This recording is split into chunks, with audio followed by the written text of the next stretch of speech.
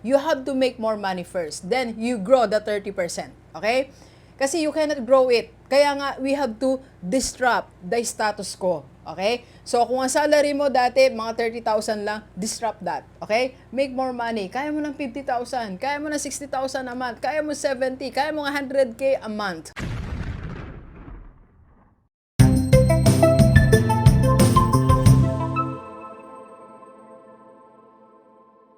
Okay, so pag-usapan natin, edad 30 years old naman. Okay, let's go. Let's go. Okay, so sagot ko to sa isa sa mga nagtanong sa atin sa ating YouTube channel. So sabi niya, Doc, i-share mo naman ano yung naging buhay mo nung 20s and 30s ka. So dito tayo sa 30s. So share natin. Share ko sa inyo ano ba yung naging buhay natin at ano yung pinagsisisihan natin na hindi ko ginawa. Okay? Alright, so sa lahat ng mga age 30, tune in, no? So, ganito, age 30 po, ako po ay nasa private school na noon. So, I was already a principal sa isang private school dito sa Bataan. Asia Pacific College of Advanced Studies. Hello po. Okay, so, ang buhay ko noon ay I maintained the status ko. So, work, then get the salary, then spend, give to my nanay, and yun, paulit-ulit. Then, lifestyle ko, bahay, office, si school, then uwi, Saturday, relax, pa kape-kape, pa garden-garden. So, yun yung buhay ko ng 30s. And that's the status ko. I maintained it. So, ngayon, ang challenge ko sa inyo lahat, eto yung hindi ko ginawa, na dapat nating gawin. You have to disrupt the status quo at age 30. Alright?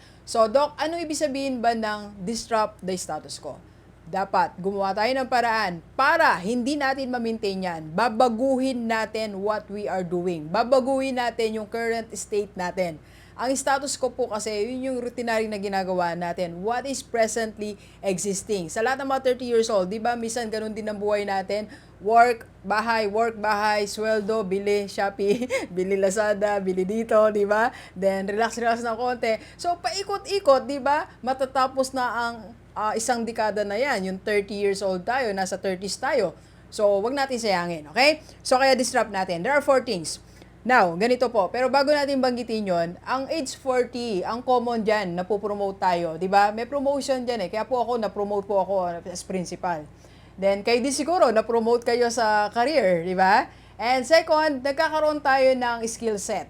So, ibig sabihin po, natututo tayo ng mga different skills, hard skill, soft skill, di ba? May natututunan tayong technical skill, natututo tayong magsulat, natututo tayong magsalita, di ba? At age 30. And of course, dumadami din yung income natin. So, nagkakaroon tayo ng, yun nga, dahil na-promote tayo, nagkakaroon tayo ng additional income. Okay? Now, wag nating i-maintain yan. Disrupt it by doing this. First, okay, number 1, make more money at age 30. Yan. Make more money at age 30.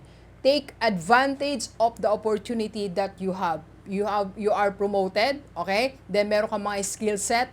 Use your skill set after work, during Saturday. Gamitin natin yung skill set natin. And another thing, pag age 30 po, ang nangyayari sa atin, lumalawak po ang ating network. Okay? Dumadaming kakilala natin ng mga professionals din or mga business owners. Samantalayin natin ang mga ino-offer. Make more money. Okay? So, as many as you can at age 30.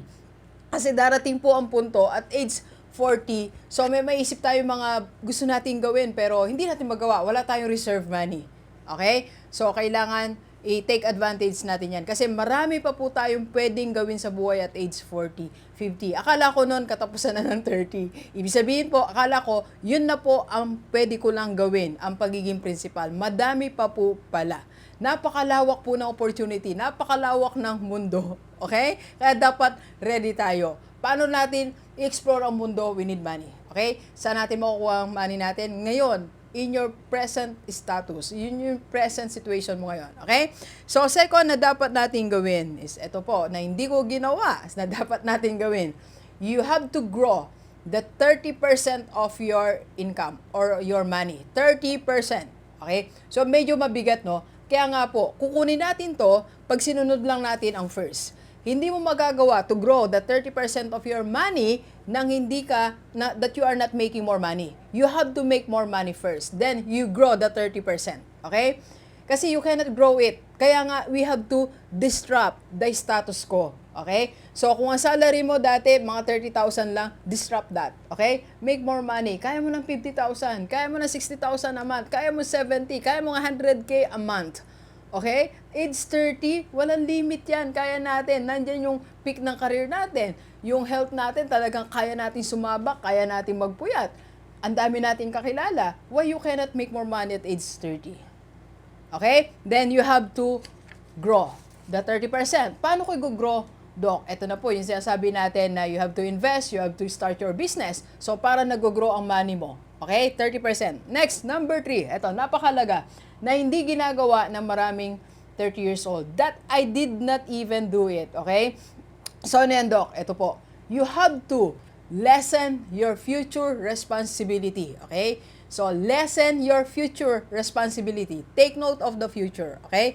So, saan natin nakuha yan? Dito natin nakuha yan. Dito sa book. Alright? So, dito po yan. Tinuturo natin. By the way, sa lahat ng mga edad 30, if you want a free copy of this, you can have it. Napakaraming basic financial concept nito. Nandito ang mga financial solutions na hinahanap natin.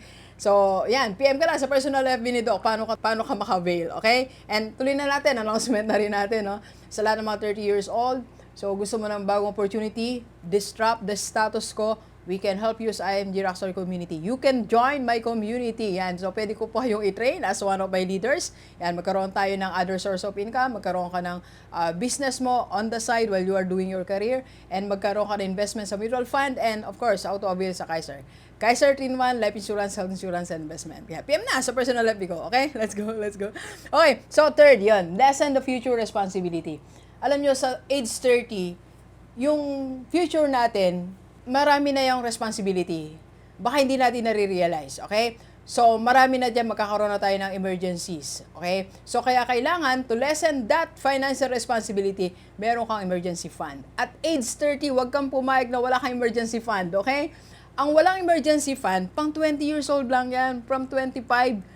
Kasi hindi pa tayo masyadong matured financially, wala pa tayong masyadong iisip, gusto natin, gimmick, gala. Pero at age 30, dapat meron na tayo. Okay? May emergency fund ka na dapat at age 30. Okay? And second, to lessen your future responsibility, lessen also your loans. Mga utang natin, nababawasan natin, na-schedule natin. Schedule muna at age 30. Huwag tayong magdagdag at age 30, kundi magbawas tayo para mabawasan ang future responsibilities mo at age 40.